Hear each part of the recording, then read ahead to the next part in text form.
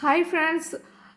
இன்றைக்கி வந்து இந்த உருளைக்கிழங்கு வச்சு தான் ஒன்று செய்ய போகிறோம். என்னன்னு பார்த்தீங்கன்னா, மேக்ஸிமம் அந்த உருளைக்கிழங்கு வந்து கிளம்பிட்டுன்னு வச்சுங்க. நம்ம என்ன பண்ணுவோம், ஒன்றும் அந்த உருளைக்கிழங்கு வந்து தூக்கி போட்டுருவோம் ரொம்ப சுருங்கிட்டுனா, இல்லைனா அந்த கிளம்புனதெல்லாம் வந்து புட்டு கீழே போட்டுட்டு உருளைக்கிழங்கு ஃப்ரையோ குழம்போ வந்து செஞ்சுருவோம். ஆனால் இந்த உருளைக்கிழங்க ரெண்டாக வந்து கட் பண்ணிவிட்டு அதை மண்ணில் புதைச்சி நட்டு பார்க்கலான்னு தான் இன்றைக்கி வந்து செய்ய போகிறேன். ஆல்ரெடி வந்து இதே மாதிரி மண்ணில் வந்து நட்டிருக்கேன். சின்னோண்டு தொட்டியில் வந்து நட்டுட்டேன்னா ஒரு 2-3 உருளைக்கிழங்கு தான் குட்டி குட்டியாக வந்து கிடச்சிச்சு. சரி, இன்றைக்கி வந்து இந்த தாட்டி வந்து ஒரு பெரிய கேனில் வந்து நம்ம அந்த உருளைக்கிழங்கை வச்சு பார்ப்போம் எந்த அளவுக்கு கிளம்புது அப்படின்னு சொல்லிட்டு தான் வச்சிட்ருக்கேன்.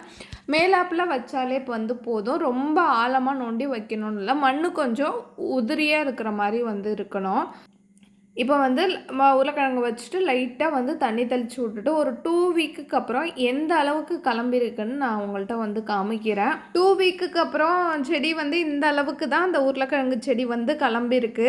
2 பாதியாக வச்சுருந்தேன். அந்த சின்னதாக இருக்குல்ல, அது வந்து அந்த உருளைக்கிழங்கு லேசாக கிளம்புனுச்சுல, அந்த இது நல்லா கிளம்புனது, நல்லா ஹைட்டாக வந்து 2 வீக்கில் கிளம்பியிருக்கு. மழை வேறு பெஞ்சிட்ருக்கு, எந்த அளவில் கிளம்ப போகுதுன்னு தெரியல. கேனை மூவ் பண்ண கூட முடியல, மண் நிறைய இருக்கிறதால.